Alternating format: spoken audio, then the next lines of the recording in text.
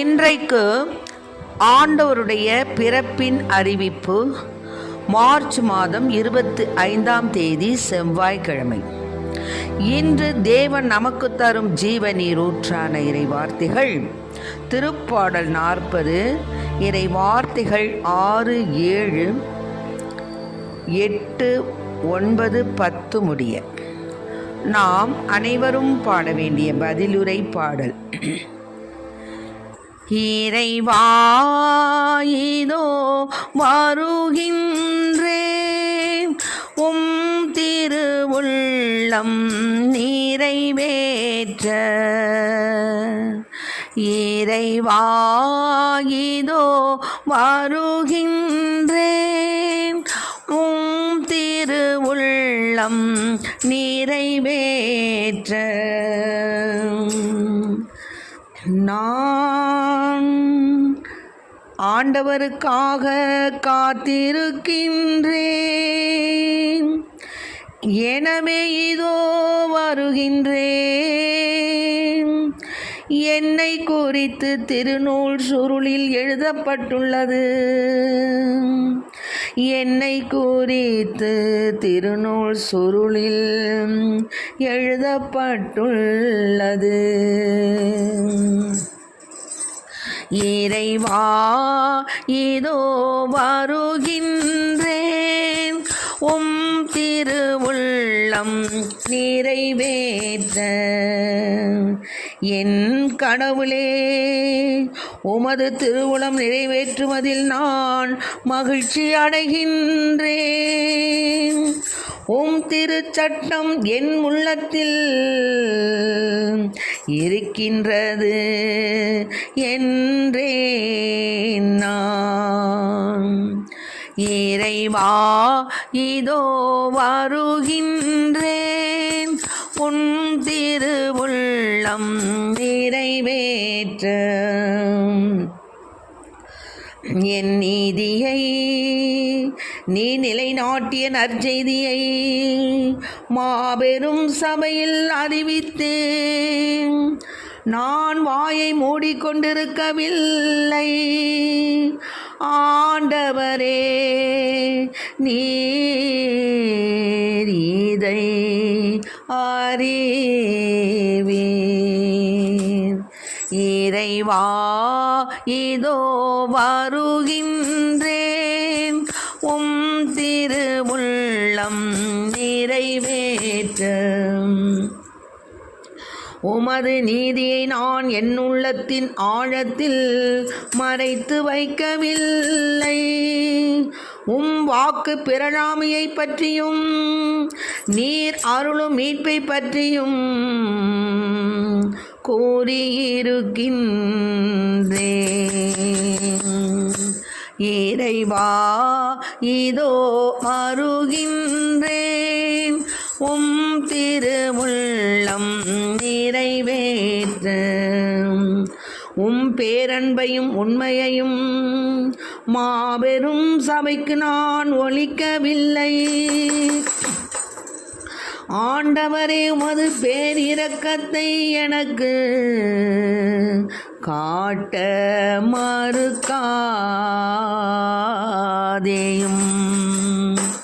இறைவா இதோ வருகின்றேன், உம் திருவுள்ளம் நிறைவேற்ற. உமது பேரன்பும் உண்மையும் என்னை பின்தொடர்ந்து பாதுகாப்பனவாக. ஆண்டவரே, உமது பேரிரக்கத்தை எனக்கு காட்ட மறுக்காதேயும்.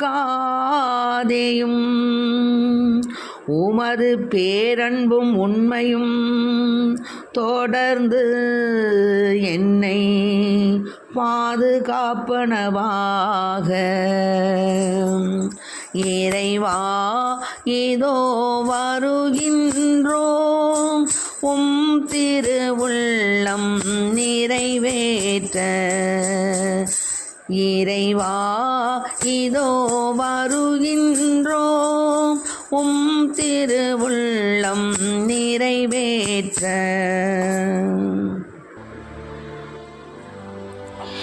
என்று அன்னை மரியாள் எவ்விதம் ஆண்டவருடைய பிறப்பிற்கு தன்னை அர்ப்பணித்தாள் என்பதை பற்றிய இறை வார்த்தைகள் என்று கூறப்பட்டுள்ளது. நாம் வானதூதர் மூலமாக, கப்ரியேல் வானதூதர் மூலமாக அன்னை மரியாளுக்கு விண்ணிலிருந்து வந்த அந்த செய்தியை அவள் ஏற்றுக்கொண்டாள். அன்னை மரியாள் தான் மகப்பேறு அடைவது என்பதை தனக்கு அறிவிக்கப்பட்ட உடனேயே அன்னை மரியாள் இறை சித்தத்திற்கு கீழ்ப்படிந்து தன்னை அர்ப்பணித்தாள். நாம் இறைவனுடைய திரு சித்தத்திற்கு கீழ்ப்படிந்த பிள்ளைகளாக வாழ்கின்றோமா? அன்னை மரியாள் சின்னம் சிறு பெண். அப்படி இருக்கும் பொழுது அவள் தன்னை தேவ சித்தத்திற்கு அர்ப்பணித்து உடனே இதோ உமது அடிமை ஆகட்டும் என்று வார்த்தைகளை தன் முழு மனதுடன் உச்சரித்தாள். ஆகவே நாம் இறை சித்தத்திற்கு கீழ்ப்படிந்த மக்களாய் வாழ நம்மை ஆயத்தம் செய்வோம்.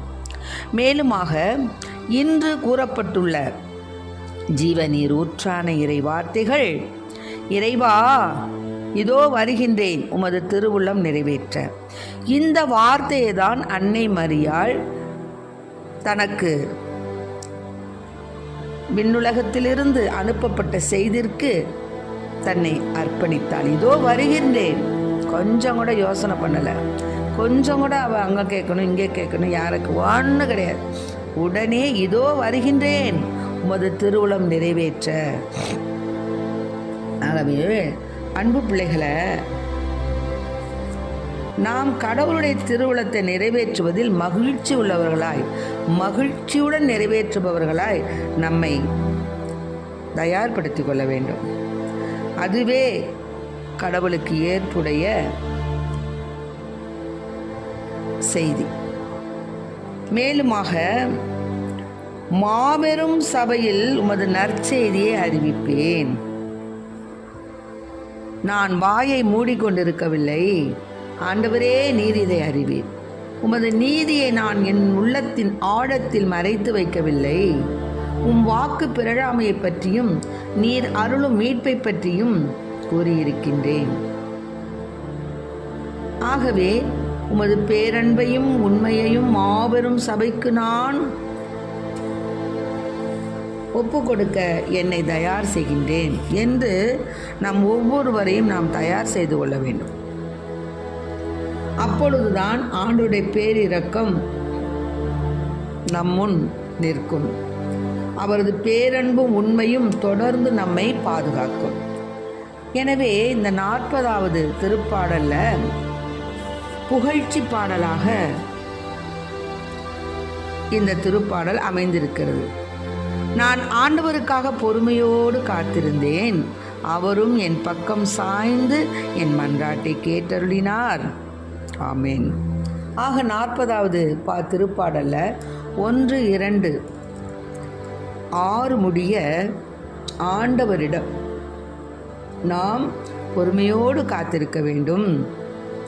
அப்பொழுது அவர் நம் மன்றாட்டை நம் பக்கம் சாய்ந்து கேட்பார். நம்ம நினச்சிட்டு இருக்கலாம், நம்ம எவ்வளவோ கேட்குறோம், போகிறோம், வர்றோம், ஆண்டவரிடத்தில் டெய்லி கோயிலுக்கு போகிறோம், எல்லாம் செய்கிறோம், ஆனால் நம்முடைய மன்றாட்டு கேட்கப்படவில்லையே அப்படின்னு நம்ம மனம் கசிந்து வேதனை உறுகிறோம். கவலைப்படக்கூடாது. ஏன்னா தேவன் நமக்கு குறித்துள்ள அந்த ஆசீர்வாதத்தை ஒரு நாளும் நம்மிடமிருந்து பிரிக்க மாட்டார். எப்படின்னு கேட்டிங்கன்னா, அவர் நமக்காக ஒன்று ஆயத்தம் பண்ணி வைத்திருப்பார், நாம் ஒன்று கேட்போம். அவர் நமக்கு அப்படியே வைரம் மாணிக்கம் அப்படி அது மாதிரி கொடுக்கணும் என் பிள்ளைக்கு அப்படின்னு அவர் திட்டமிட்டு வச்சுருப்பார். நாம் போய் சும்மா கிடைக்கிற தங்கத்துக்கும் வெள்ளிக்கும் ஆசைப்பட்டு எனக்கு அதை கொடுங்க அதை கொடுங்க அதை கொடுங்கன்னு கேட்டுக்கிட்டு இருப்போம். ஆனால் தேவனுக்கு தெரியும் நம்ம பிள்ளைக்கு என்ன கொடுக்கணும், எப்படி கொடுக்கணும், எப்போ கொடுக்கணும் அவருக்கு தெரியும். ஆகவே அன்பு பிள்ளைகளை, இதுவே என் வாழ்க்கையில் நிகழ்ந்த ஒரு நிகழ்வு. நான் எனக்கு சொந்த வீடு அமையவில்லையே என்று நான் மிக மிக மிக மிக வேதனைப்பட்டு கொண்டிருந்தேன். எங்கு சென்றாலும் நாங்கள் பார்த்த வீடானது விற்றுவிடும், அப்படிப்பட்ட ஒரு சூழ்நிலை. அப்படி இருக்கும் பொழுது என் கணவரும் ஓய்வு, தன் பணியிலிருந்து ஓய்வு அடையக்கூடிய நேரமும் வந்து விட்டது. அத்துணை காலம் எங்களுக்கு வீடு அமையலை. அப்போ எங்கள் மனது எப்படி இருக்குன்னு பாருங்கள். அப்பொழுது நான் மிக மிக வேதனைப்பட்டு கொண்டிருந்தேன். ஆண்டவரிடம் தினமும் வேண்டிக் கொண்டே இருப்பேன், எங்களுக்கு ஒரு சொந்த வீடு அமைய வேண்டும் என்று. ஆனால் நான் ஆண்டவரிடம் சொன்னேன், அப்பா, நீ மாட்டுக்கொட்டாயில் பிறந்த, நீ தேவன், உன்னை தாழ்த்தி கொண்டாய், எங்களுக்கு இருப்பதற்கு ஒரு வீடு எங்களுக்கு கொடு என்று நான் ஆண்டவரிடம் கண்ணீரோடு மன்றாடினேன். நீ தேவன், இறை சித்தத்துக்கு கீழ்ப்படிந்து நீ மாட்டுக்குடிலில் பிறந்தாய், அதையும் நாங்கள் ஏற்றுக்கொள்கிறோம் ஆண்டவரே. ஆனாலும் உலகப்புறமான காரியங்களில் எங்களுக்கும் ஒரு வீடு அமைந்தால் எங்களுக்கு நன்றாக இருக்கும் என்று நான் தினமும் வேண்டிக் கொண்டே இருந்தேன். ஆனால் தேவன் எனக்கு ஏன் கொடுக்கவில்லை என்று நான் முறையிடவில்லை, வேண்டிக் கொண்டிருப்பேன். என் கணவர் என்னை விட, நான் கூட சிறிது நேரம் மனம் தளர்ச்சி வருவேன், ஆனால் என் கணவர் உறுதியுடன் இருந்தார். பாருங்கள், எங்களுக்கு ஒரு அருமையான ஆசீர்வாதமான ஒரு வீடை எங்களுக்கு ஆண்டவர் கொடுத்தார். நான் இறை ஊழியர்களிடம் ஜெபிக்கும் பொழுது சொல்லுவேன், எங்களுக்காக ஒரு வீடு கேளுங்கள் இறைவனிடம் என்று கூறும் பொழுது இறை ஊழியக்கார பிள்ளைகள் எங்கள் வாயிலாக சொன்னார்கள், உங்களுக்கு தேவன் அருமையான வீடை கொடுப்பதற்காகத்தான் காலம் தாழ்த்துகிறார். ஆகவே மகளை கவலைப்படாது, உங்களுக்கு நீர் கேட்பது, நாங்கள் போய் ஒவ்வொரு வீடு வாங்கும் பொழுதும் அந்த கேட்கக்கூடிய இடம் எங்களுக்கு கிடைக்கவில்லையே என்று நான் சிறிது மனம் தளர்ச்சி வருவேன். ஆனால் ஊழியக்காரர்கள் மூலமாக உங்களுக்கு அருமையான ஒரு வீட்டை ஆண்டவர் ஆயத்தம் செய்து வைத்திருக்கிறாருப்பா, அதனால் அது கொடுப்பார், நீ கவலைப்படாதுன்னு சொல்லுவாங்க. அதே போல் பாருங்கள், இறை சித்தத்திற்கு ஏற்று பொறுமையோடு நாம் கீழ்ப்படிந்து நடக்கும் பொழுது எப்படி தேவதாய் அரிய ஒரு பொக்கிஷம் ஆண்டவரையே தன்னுடைய வயிற்றில் சுமந்தாள். தேவதாய்க்கு நிகர்னு நான் சொல்லலை, தேவதாய்க்கு நம்ம ஒப்பிடவே முடியாது. ஏனென்றால் அவள் நடமாடும் ஒரு திவ்ய நற்கருணை பெட்டி. அந்த திவ்ய நற்கருணையை எப்படி நாம் சந்திக்கின்றோமோ அதே போல தேவதாய் தன்னுடைய மகனை சுமந்த இறை சித்தத்திற்கு கீழ்ப்படிந்து பொறுமையோடு தன் மகனை பெற்றெடுத்தாள், சுமந்து சென்றாள், சுமந்து நடந்தாள். அதே போல அவள் எப்படி தன்னுடைய விருப்பத்திற்கு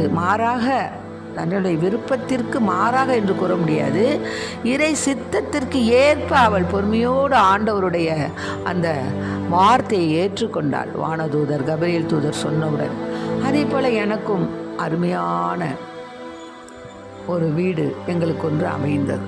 ஆகவே இதை நான் எதற்கு சொல்கிறேன் என்றால், தேவதாய்க்கு ஒப்பாக நிகராக நாங்கள் இருக்கிறோம் என்று சொல்லவில்லை, தவறுதலாக புரிந்து கொள்ள வேண்டாம். தேவ சித்தத்துக்கு நாம் பொறுமையோடு நாம் இருக்கும் பொழுது தேவன் நமக்கு அநேக அற்புதங்களையும் அதிசயங்களையும் நான் நினைப்பதற்கும் கேட்பதற்கும் மேலாக தருவார் என்பதை நான் சொல்லத்தான் இங்கே நான் சொல்கிறேன். ஆக அருமையான வீட்டை கொடுத்தார். அதே போல் அன்பு பிள்ளைகளை, நாம் ஆண்டவரிடத்தில் கேட்கும் பொழுது, இறைவா, உமது திரு சித்தத்திற்கு ஏற்ப என்னென்ன காரியங்கள் நாங்கள் நினைக்கின்றோம், நீங்கள் எனக்கு உமது திரு சித்தத்தின்படி அமைத்து தாருங்கள் என்று நாம் பொறுமையோடு ஆண்டவரிடம் வேண்டிக் கொள்ள வேண்டும். அதனால தான் சொல்கிறார், நான் ஆண்டவருக்காக பொறுமையுடன் காத்திருந்தேன், அவரும் என் பக்கம் சாய்ந்து என் மன்றாட்டை கேட்டருளினார். அழிவின் குழியிலிருந்து என்னை அவர் வெளிக்கொணர்ந்தார், சேறு நிறைந்த பள்ளத்தினின்று தூக்கி எடுத்தார், கற்பாறையின் மேல் நான் காலூன்றி நிற்கச் செய்தார், என் காலடிகளை உறுதிப்படுத்தினார். ஆகவே புதியதொரு பாடலை, நம் கடவுளை புகழும் பாடலை என் நாவினின்று எழச் செய்தார். ஆகவே உலகப்பிரமாண காரியங்களில், ஆன்ம பிரமாண காரியங்களில் ஆண்டவருடைய திரு சித்தத்தை நாம் மனதில் ஏற்றுக்கொள்ள வேண்டும். ஆண்டவரில் நம்பிக்கை கொண்டவங்க தான் பேறு பெற்றவங்க. ஆகவே பொய்யானவற்றை சாராது, ஆண்டவரே எண்ணிருந்தவற்றை நீர் எமக்கென செய்துள்ளீர், உமக்கு நிகரானவர் எவரும் இலர் என்று இறைவனுடைய அரும் செயல்களையும் திட்டங்களையும் நாம் புகழ்ந்து, நமக்காகவே தேவன் நமக்கு செய்த அநேக நன்மைகளை நினைத்து ஆண்டவருக்கு நன்றி சொல்லுவோம். ஆகவே நாம் நன்றி கூறி, இறைவா இதோ வருகின்றேன், உமது திருவுளம் நிறைவேற்ற என்று ஆன்ம பிரமாண காரியங்களில் முதன்மையாக நாம் வாழ நம்மையே இறைவனுக்கு அர்ப்பணித்து இறைவனில் நாம் சங்கமிப்போம். ஆன்ம பிரமாண காரியங்கள் தான் முக்கியமானது. உலக பிரமாண காரியங்களில் நாம் அதிகம் நாட்டம் கொள்ளாது, இறைவனுடைய சித்தத்திற்கு ஏற்ப நம்மை தயார்படுத்தி கொண்டு ஆண்டவருடைய திருவுளத்தை நிறைவேற்ற, இறைவா இதோ வருகின்றேன் என்று நாம் ஒவ்வொருவரும் மனதார கூற அத்தகைய வரத்தினை ஆண்டவரிடம் கேட்போம். ஆமென். Praise the lord. மரியே வாழ்க.